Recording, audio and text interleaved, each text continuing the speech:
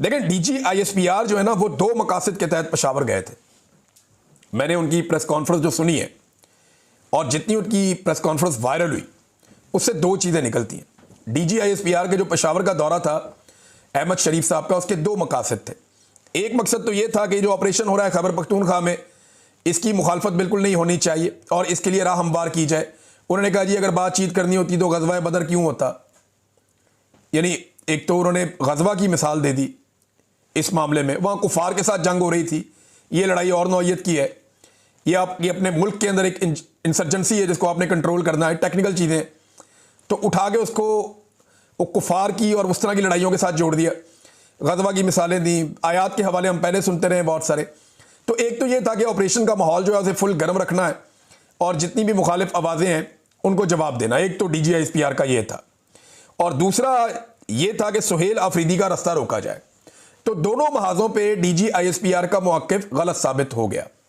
पहला मौक़िफ़, सुहेल अफरीदी को वाज़े उन्होंने पैगाम दिया था कि हम ऐसी सूबाई हुकूमत को नहीं मानते। भाई आप होते कौन है कि आप नहीं मानते, आपकी ये औकात ही नहीं है, आपकी ये जुर्रत होनी ही नहीं चाहिए कि अवामी मुंतखब हुकूमत को आप कहें कि हम नहीं मानते। आपको मानना पड़ेगा क्योंकि आप एक सरकारी मुलाजिम है और आपको तनख्वाह देती है ये कौम, और आपने वही करना है जो आपको अवामी मुंतखब नुमाइंदे कहेंगे। लिहाजा DG साहब ने एक तो ये कहा जी कि इस वज़ीर आला को हम नहीं मानते दूसरे अल्फाज में, और वो वज़ीर आला फिर आ गया, आप माने या ना माने वो आ गया। दूसरी बात, वो मुज़ाकरात के बिल्कुल हमायती नहीं थे, और अब हम देख रहे हैं कि एक हफ्ते के अंदर अंदर वो टाइम आ गया कि मुज़ाकरात भी हो गए। तो एक हफ्ते के अंदर DGISPR की जो प्रेस कॉन्फ्रेंस थी उनके दोनों नताइज निकल आए। दो मकासद थे ना, एक तो जनाब ऑपरेशन, मुज़ाकरात नहीं होंगे ऑपरेशन होंगे, और दूसरा कि सुहेल अफरीदी CM नहीं बनेगा। दोनों ही काम हो गए, मुज़ाकरात भी हो गए, सुहेल अफरीदी CM भी बन गया, और वही ख्वाजा आसिफ खुद चल कर गया जो मुज़ाकरात का सबसे बड़ा मुखालिफ बन रहा था। तो इनका कोई नज़रिया नहीं है, इन्हें जो एस्टेब्लिशमेंट कहती है ये आंखें बंद करके कर देते हैं। मैंने कल के वीलॉग में आपको बताया भी था, सुबह मैंने आपको बताया था वीलॉग में कि एस्टेब्लिशमेंट ने इनको ये कहा कि जो हम तुम्हें कहते हैं आंखें बंद करके करो, तुम्हारी हिफाजत हमारी रिस्पॉन्सिबिलिटी है। नाज़रीन, सबसे पहले मुज़ाकरात की बात हमें करनी होगी जो अफ़गानिस्तान और पाकिस्तान के हुए हैं। पाकिस्तान में अमन होगा तो पाकिस्तान आगे बढ़ेगा, इस्तेहकाम आएगा, पाकिस्तान में मईशत बेहतर होगी। अगर अमन नहीं होगा तो फिर कुछ भी नहीं होगा। इमरान खान साहब ने एक फार्मूला दिया था और वो बार बार कह रहे थे कि आप अफ़गानिस्तान की हुकूमत के साथ मुज़ाकरात करें। वो ज़रूरी नहीं है कि वहाँ तालिबान के साथ मुज़ाकरात करें, वहाँ जो भी हुकूमत होगी आपको उसके साथ मुज़ाकरात करने पड़ेंगे। इससे पहले वहाँ पे अशरफ गनी की हुकूमत थी, इमरान खान साहब ने अपने दौर में उनको एंगेज किया। इससे पहले जो है वो वहाँ पे करज़ई साहब की हुकूमत थी, तो उस दौर में भी पाकिस्तान की उनके साथ बातचीत हुई। अब वहाँ पे हुकूमत है तालिबान की, तो आपको उनसे बात करनी पड़ेगी, चाहे आपको वो पसंद है या नहीं है। देखिए ना, इंडिया के बड़े अच्छे ताल्लुकात थे कठपुतली हुकूमतों के साथ, लेकिन आज इंडिया तालिबान के साथ मुलाकातें भी कर रहा है, दौरे भी कर रहा है, उनके साथ अपने ताल्लुकात भी आगे बढ़ा रहा है और वहाँ पे कोई इन्वेस्टमेंट भी कर रहा है। तो पाकिस्तान को इससे फ़ायदा उठाना चाहिए था। इमरान खान साहब ने वक्त रहते ये बताया कि आप कभी भी अमन हासिल नहीं कर सकते जब तक कि आप अफगानिस्तान से बात ना करें। लेकिन जब तक लाशें गिर नहीं गई, जब तक लोग मारे नहीं गए, जब तक दहशतगर्दी ने सर नहीं उठा लिया, तब तक इन्हें होश नहीं आई।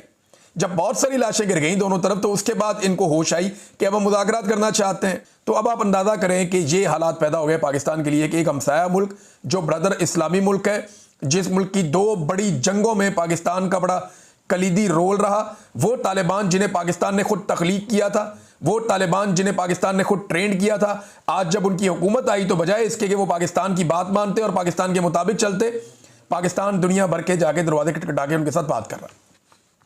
अनफॉर्चुनेट। ख्वाजा आसिफ साहब ने एक तरफा स्टेटमेंट दे दिया। वैसे ख्वाजा साहब को पता नहीं झूठ बोलने की आदत है, इस उम्र में बंदे को झूठ बोलना नहीं चाहिए। ख्वाजा साहब का स्टेटमेंट मैं पढ़ रहा था, वो बिल्कुल किसी और तरह है, और जो स्टेटमेंट हमारे पास आया कतर से वो बिल्कुल किसी और तरह है। जो कतर से आने वाला स्टेटमेंट है वो कुछ और बता रहा है, और जो ख्वाजा आसिफ ने स्टेटमेंट दिया वो कुछ और बता रहा है। ख्वाजा आसिफ एक तरफा कह रहे हैं कि जी अफगानिस्तान पाकिस्तान में अब दरअंदाजी नहीं करेगा, दहशतगर्दों की सहूलतकारी नहीं करेगा, और ये वो सारी चीज़ें वो कह रहे हैं अपने ट्वीट में मिलती जुलती जैसे इनको आदत है। लेकिन जो कतर का स्टेटमेंट है वो ये बता रहा है कि ये दो तरफा हुआ है मामला। यानी मैंने आपको पहले भी बताया था कि अफगानिस्तान को भी प्रॉब्लम है दाइश से, और अफगानिस्तान बार बार ये कहता है कि पाकिस्तान के अंदर दाइश के ठिकाने जहां से लोग आकर अफगान तालिबान की हुकूमत को डिस्टेबलाइज करते हैं और वहां जाके कार्रवाइयां करते हैं। इसी तरह पाकिस्तान को शिकवा TTP से कि तहरीके तालिबान पाकिस्तान क्योंकि अफगानिस्तान में है, वो वहां से आके यहां पे कार्रवाई करती है। तो दोनों के शिकवे थे, दोनों के गिले थे, दोनों जगहों पे दहशतगर्दियां हुई हैं, दोनों ने लिस्टें फ्राहम की हैं और दोनों ने इस बात का आज़म किया है कि एक दूसरे की सरजमीन के ऊपर मुदाखलत नहीं करेंगे।